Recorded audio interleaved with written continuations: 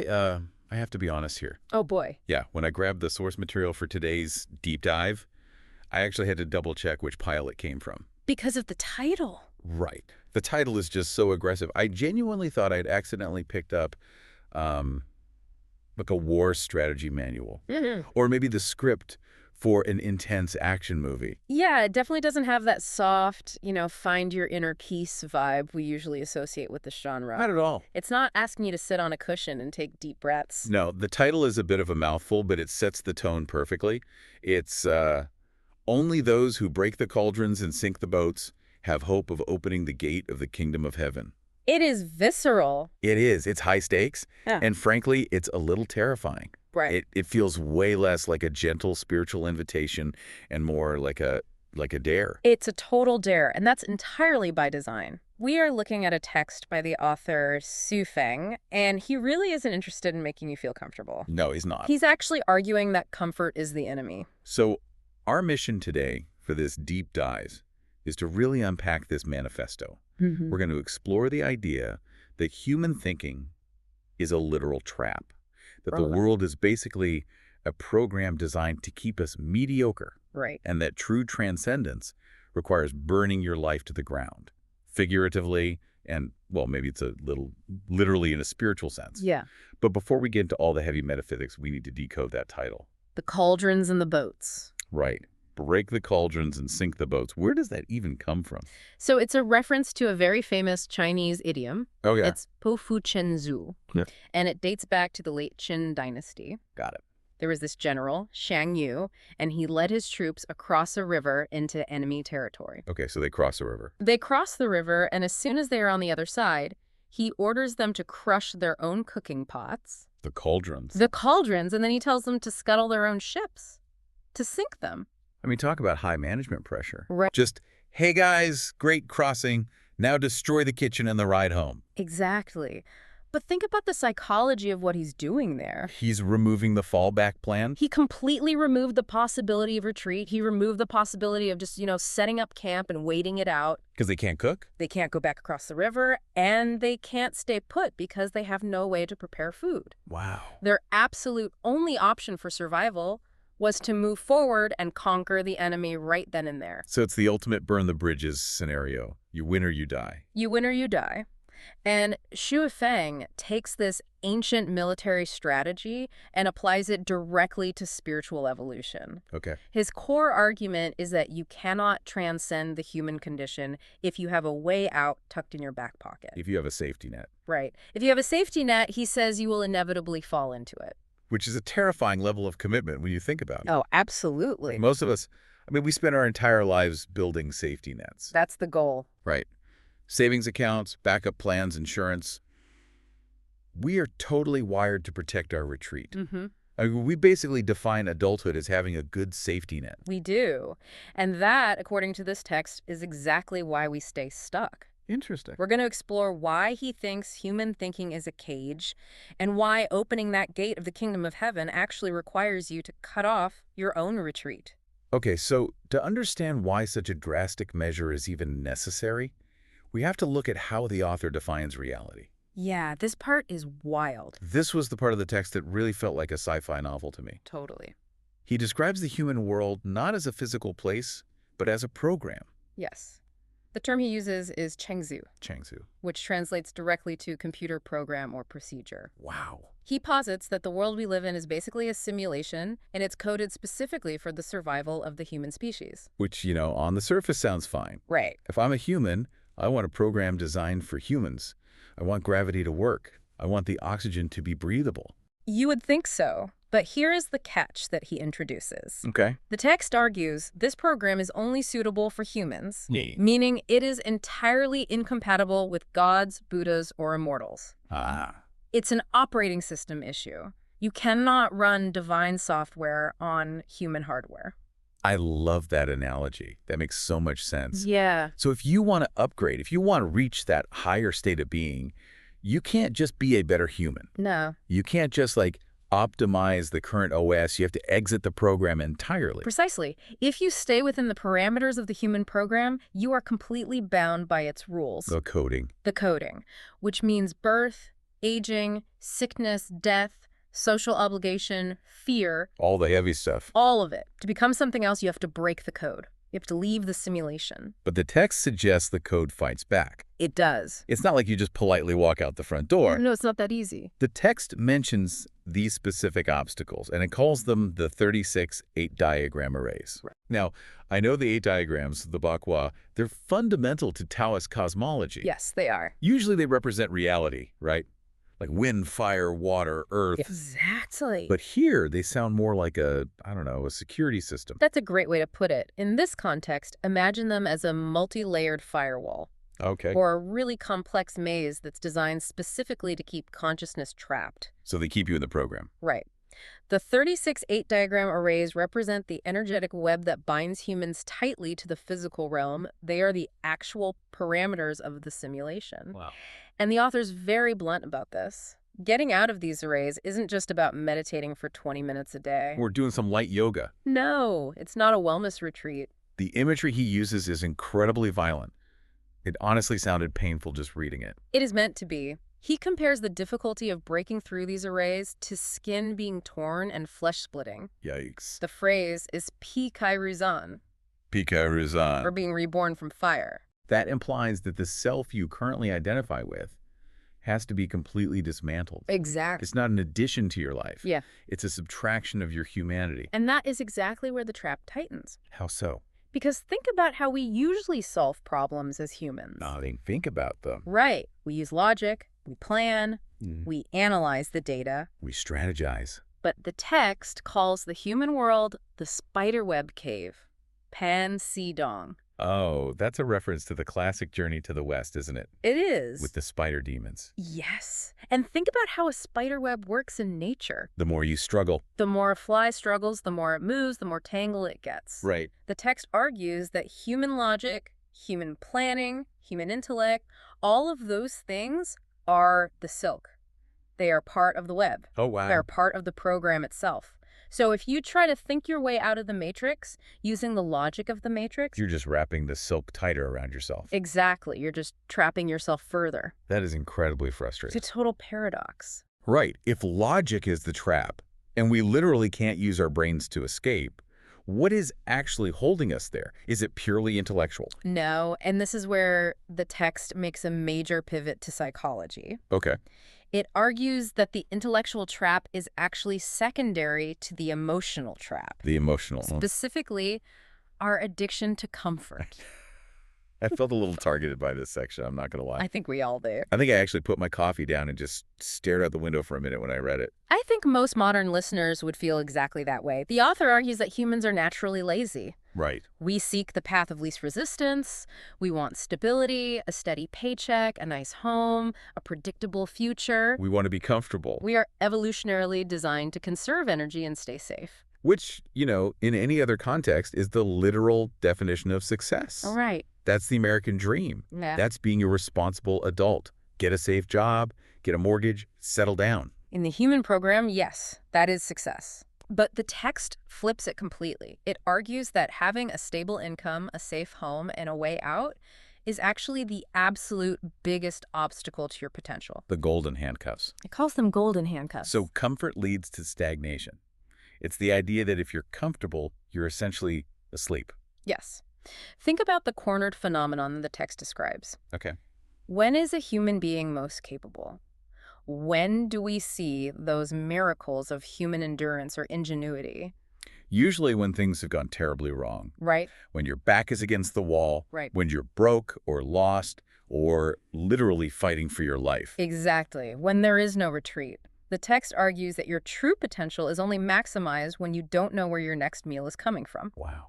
When you have zero safety net, the survival instinct, and in this case the spiritual instinct, wakes up. It forces you awake. It goes into absolute overdrive. It's that idea that if you have a plan B, you're inevitably going to use it. Like, if I'm trying to start a new business, or in this case, reach a new spiritual plane, but I know I can always just go back to my old job if it gets too hard. You'll go back. I won't push through the pain. Yeah. I'll retreat. I'll take the easy road. And the text says that retreat is fatal. Fatal. Not physically, but spiritually. It describes this paralysis caused by the fear of loss. Ah. We are so terrified of losing what we have, our stuff, our status, our comfort, that we never break the cauldron. The text actually calls this fear a tragedy. It does. It says that this fear of losing material things is exactly what blocks the path to the kingdom of heaven. It's like we're clutching a handful of pennies so tightly Right? that we can't grab the diamond sitting right in front of us because our fists are closed. That leads us perfectly into the section on possession. Yes. Because the author really forces us to do an audit here. What exactly are we clutching? Why are our fists closed? He brings the receipts in this section. Yeah. He lists everything we spend our lives chasing. The whole laundry list? Knowledge, skills, marriage, family, beauty, houses, cars, money, power, fame. Basically the human checklist. The checklist of making it. And we spend decades accumulating these things. Right. We build our entire identities around them. I am a homeowner. I am a CEO. I am a husband. I am a mother. But then comes the ultimate reality check. Death. Death. The author is ruthless about this. It's the great equalizer. The author asks a really simple question. Where are the things we owned once we die? Right. They're gone. Even the grave eventually disappears. He uses the perspective of time to completely deconstruct the value of these possessions. I really like the contrast he drew here between the 20-year-old and the 70-year-old. It puts it right into perspective. It really does. If you ask a 20-year-old about life, what do they usually say? They say it's long, it feels infinite. Right? They feel like they have all this time to waste, time to make mistakes, time to accumulate stuff. They see the road stretching out forever. But ask a 70-year-old. They say it was a flash. A dream. Yeah, a dream. 1 minute you're 20, the next you're old. It's like you blinked and it's over. The author is using that elder perspective to tell the listener, you think you own these things, but you're really just renting them for a very short, very fast dream. Wow. And if you invest your entire soul into things that you have to leave at the door when you die, you've made a terrible investment. You've wasted your spiritual capital. And this sets up the most provocative and honestly the most insulting analogy in the entire text. The pig and the donkey. The pig and the donkey analogy. I actually laughed out loud when I read this, but it's a dark laugh. It's harsh, but it is effective. It's meant to shake you awake. So the author asks, does a donkey or a pig have a wonderful life? Okay. And from the perspective of the pig, well, maybe. Sure. If the trough is full of slop and the mud is cool, the pig is probably thinking, life is good. I've made it. I'm the king of the pen. Right. The pig is totally satisfied, but how does a human view that pig's life? We see it as a tragedy. Yeah. We see a creature living in filth, eating garbage, totally unaware that it's just waiting for the slaughterhouse. No matter how happy the pig is, we know its potential is incredibly limited compared to a human life. And here's the pivot. This is the part that really hurts. Brace yourselves. The text argues that if a human never breaks the cauldron, if they never transcend the material world and escape the program, Yeah. then from the perspective of a god, a Buddha, or an immortal, that human's life is absolutely no different from the pig's life. Ouch. So my nice car, my 401k, my carefully curated social media profile, to a higher being, that's literally just better slop. Essentially, yes. The text is saying, you might think your life is wonderful because you're comfortable. Right. But if you just live, consume, and die within the parameters of the program, you are living a tragedy. You're just a happy pig in a nice pen. You never realized your true potential. You never became what you were actually supposed to be. So the tragedy isn't suffering then. That's a really key distinction. It is. The tragedy is mediocrity. The tragedy is being totally satisfied with the human level when there is something so much higher available. And living in vain. That's the exact phrase used. Living in vain. If you can't see where you're going after you die, you've just cycled through a biological process. You haven't actually lived in the spiritual sense at all. Okay, so we've clearly established the problem. We are trapped in a program. Our comfort is a literal cage. Our possessions are meaningless. And if we don't act, we're basically no better than livestock from a divine perspective. That sums it up. The text has thoroughly dismantled our current reality. So the natural next question is, how do we get out? Who do we follow? Because clearly following the crowd just leads to the slaughterhouse. This is where the text becomes very prescriptive. Okay. It argues that since human thinking is the trap, you obviously cannot follow a human guide. Right. You can't follow a philosopher or a politician or a celebrity. You need someone who has already cracked the code. You need a user guide from outside the system. Exactly. You need an external manual. And the source gives a very specific short list of approved teachers. It does. It says, if you want to escape the 36 arrays, you must follow the teachings of Jesus Christ, Buddha Shakyamuni, and the immortal Laozi.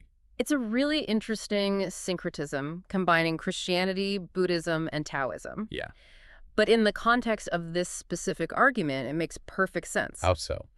All three of these figures point to a reality beyond the social order. They all speak of a kingdom or a state of being that is not of this world. Ah, so they are all program breakers. They are the ultimate program breakers. The author specifically quotes Jesus to reinforce the breaking the cauldron theme. Right. There's a line he uses, no one who puts a hand to the plow and looks back is fit for service in the kingdom of God. No, looking back. It fits perfectly with the sink the boat's idiom. He does. Think about actually plowing a field. If you turn your head to look behind you at what you left behind, the furrow goes crooked. You ruin the line. You lose your path entirely. It really emphasizes that faith, at least in this text, isn't a passive belief. No. It's not just sitting in a pew on Sunday nodding along to a sermon. It's an action. Yes. It's the physical and spiritual act of cutting off your retreat. Forward motion only. But there's a flip side to this who to follow list. Right. The text is very explicit about who not to follow. And this part might ruffle some feathers, especially for anyone with a background in traditional Chinese culture. Yeah, the author explicitly says, do not follow the teachings of Confucius. This is a critical distinction in the text. In Eastern thought, Confucius is the absolute pillar of ethics, social order, family loyalty, and being a good citizen. Right, he's foundational. He is the ultimate guide to the human program. So why would a spiritual text reject him? Isn't being a good person the whole point? Not according to Su Feng. The argument here is that Confucius operates entirely within human thinking. His teachings are about how to be a better human within the web, how to govern, how to respect elders, how to maintain social stability. So he optimizes the cage. He optimizes the cage. He doesn't open it. Wow, I see. So following Confucius might make you the best pig in the pen, to use the earlier analogy. Exactly. But it won't help you open the gate. It might even make it harder because you become so deeply attached to your role in society. Exactly. The text implies that following a human only leads to being a human. Right. If your goal is transcendence, if you want to escape the program, you cannot use a guide who is focused on maintaining the program. You need divine thinking, not human thinking. Precisely. That's a really clear way to put it. It's the difference between decorating your prison cell and actually escaping it. That's a great metaphor. Confucius is the interior decorator. Laozi, Buddha, and Jesus are the escape artists. And the text adds a lot of urgency to this choice. It warns that the spiritual landscape isn't empty while you're deciding. Oh, right. The demons. It mentions that demons, ghosts, and monsters are actually increasing in the world right now. That sounds super dramatic, almost like a horror movie setup. But what's the practical warning there for the reader? It's all about discernment. The text claims these entities are actively recruiting. Recruiting. Yes. If you aren't careful about who you follow, if you just blindly follow the crowd, or if you pursue power and fame, you might end up somewhere much worse than just the human program. Like where? You could be led into what the text calls the animal regions, or potentially worse. So it really paints a picture of an active spiritual battlefield. It does. You have the divine, you have the demonic, and then you have the human, which is basically just a holding pen where people are distracted by shiny objects while the war happens around them. That is a very accurate summary of the worldview presented here. It's a high-stakes environment where neutrality is really just another form of being trapped. Okay, let's bring this all together. Let's do it. We've gone through the concept of the world as a trap, the psychology of comfort, the illusion of possession, and the absolute need for divine guides.